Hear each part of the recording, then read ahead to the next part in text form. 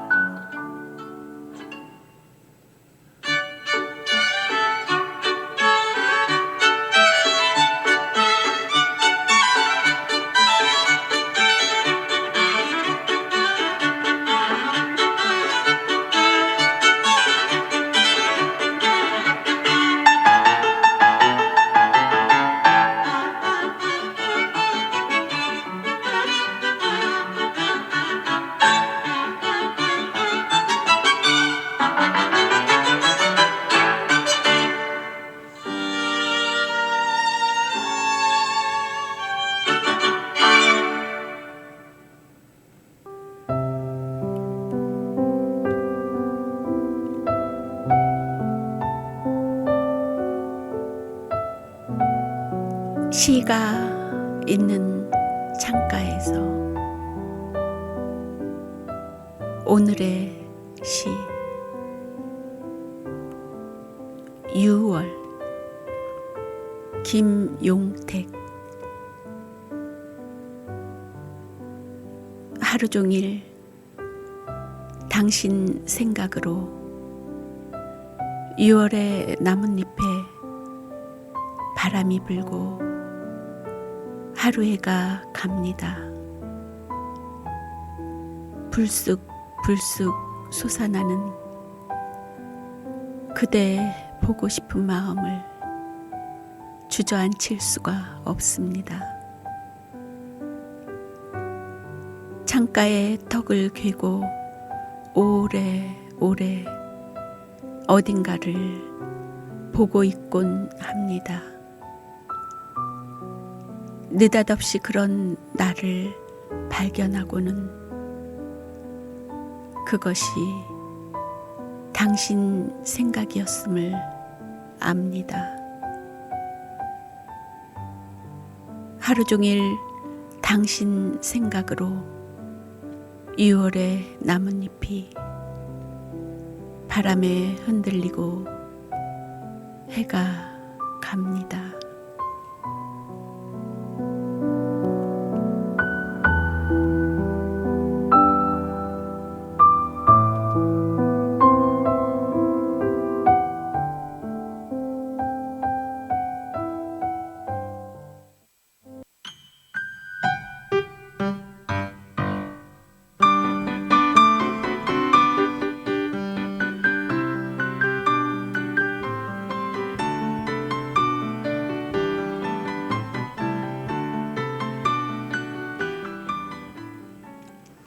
따뜻한 하루에서 보내온 따뜻한 편지 2916호를 읽어드리겠습니다.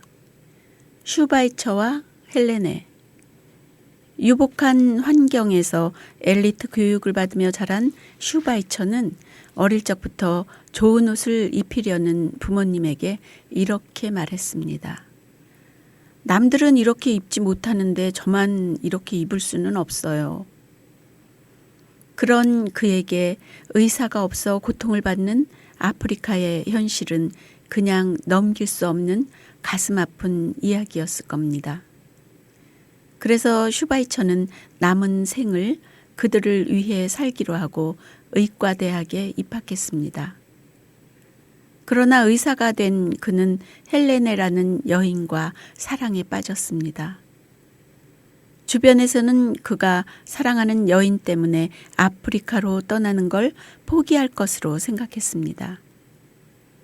슈바이처는 그녀와의 만남을 심각하게 고민하기 시작했습니다. 그러던 어느 날 그녀를 찾아가 결연하게 자기 뜻을 밝혔습니다. 나는 아프리카로 떠날 사람이요. 많은 고민의 흔적이 남아있는 슈바이처의 얼굴을 보며 헬레네가 대답했습니다. 제가 간호사가 된다면 당신을 현실적으로 도울 수 있겠죠? 그 뒤 헬레네는 간호학을 공부하여 간호사가 되었고 슈바이처와 결혼 후 함께 아프리카로 떠나 평생 헌신적인 봉사를 하며 살았습니다. 내 마음을 알아주기보다 상대방의 마음을 헤아려 주는 것, 상대방을 바꾸기보다 그를 인정하는 것, 어떤 사랑이든 헌신과 희생, 그리고 배려가 함께해야 진정한 빛이 납니다.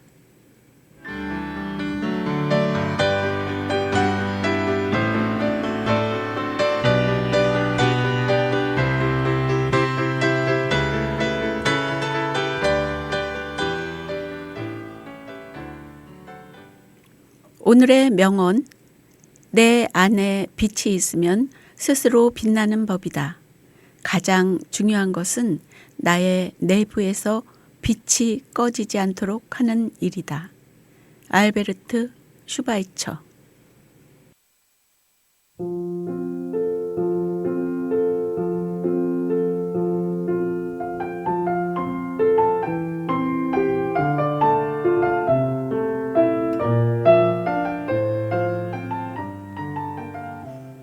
영화의 재발견.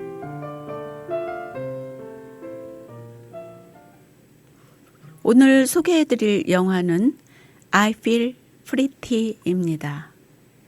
I Feel Pretty는 그는 당신에게 반하지 않았다. 악마는 프라다를 입는다. 제작진이 만든 2018년도 영화입니다. 드라마 코미디 장르로 에비콘과 마르크 실버스타인이 각본과 감독을 맡았고 에이미 슈머, 미셸 윌리엄스가 출연하였습니다. 뛰어난 패션 센스에 매력적인 성격을 갖고 있지만 통통한 몸매와 평범한 얼굴이 불만이었던 르네는 그 때문에 늘 자존감이 바닥을 치고 있어서 예뻐지기만 한다면 뭐든지 잘할 수 있을 것 같고 일과 연애에서도 성공할 것 같았습니다.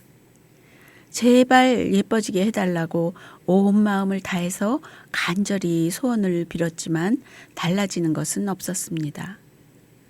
오늘도 열심히 헬스클럽에서 스피닝에 열중하던 르네는 예뻐지라고 과잉 열정을 과시하며 미친 듯이 페달을 밟다가 그만 헬스클럽 바닥에 내동댕이 쳐져서 머리를 부딪히고 말았습니다.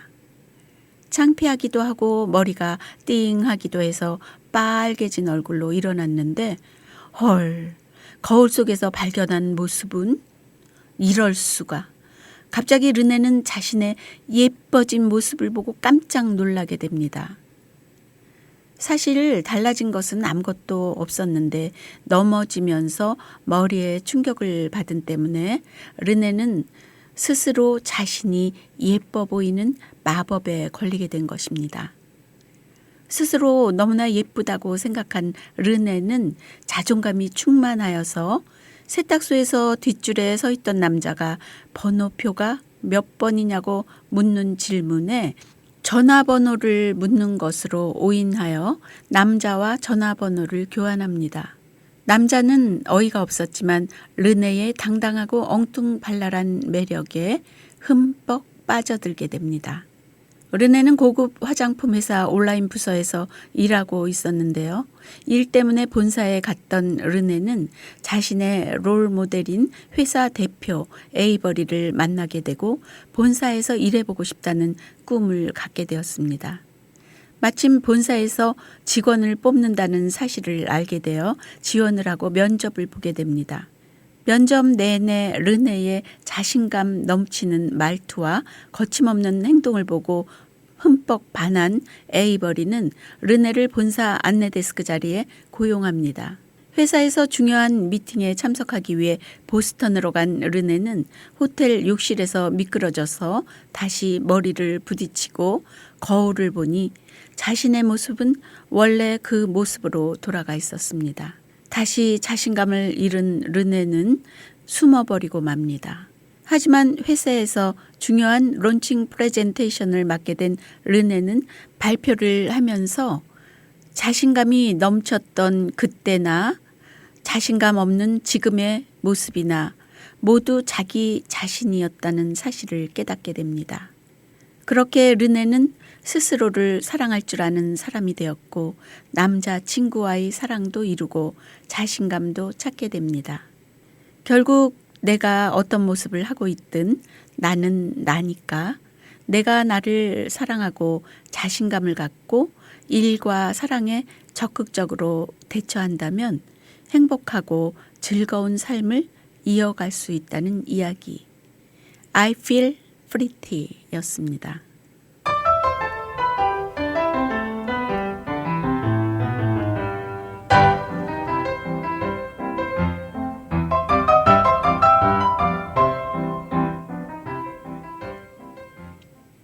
I feel pretty.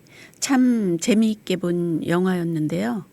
얼마 전 저는 남들은 다 알고 있는데 나만 모르고 있던 나의 비밀을 드디어 알게 되었습니다.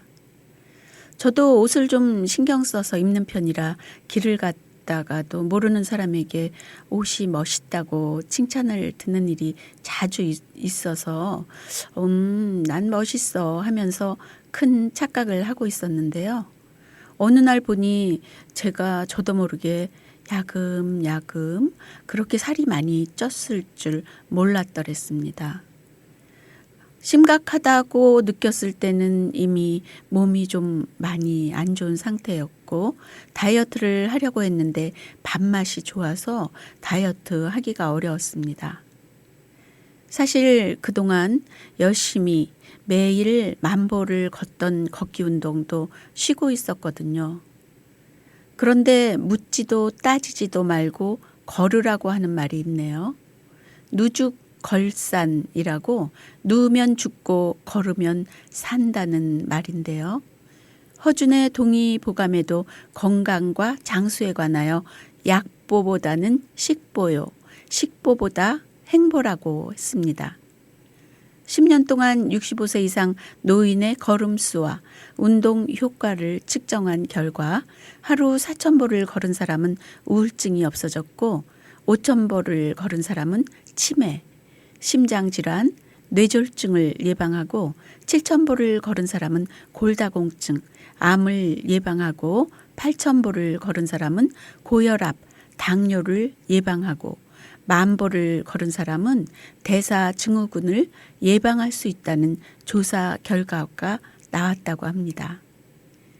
모든 병은 걷지 않기 때문에 생기기 때문에 일주일에 5일 이상 걷는 것이 좋다고 하네요. 걷기는 뇌를 자극하고 의욕을 북돋우고 밥맛이 좋아지며 비만과 요통 치료에도 좋다고 합니다. 걷기 운동이라도 열심히 해야겠습니다. 그리고 무엇보다도 지금 내 모습이 어떻든 자신감을 갖고 나를 사랑하는 일이 중요하지 않을까요? 오늘도 나에게 사랑한다, 예쁘다 칭찬해주며 나의 화분에 예쁜 꽃이 피어나도록 자존감과 자신감을 키워보세요. 예쁘게 잘 키워가는 여러분이 되시기를 바라면서 황명희의 드림카페는 여기서 인사드리겠습니다. 쇼스타코비치의 2대의 바이올린과 피아노를 위한 5개의 소품 중 가보트 들으면서 오늘도 행복한 하루 보내세요.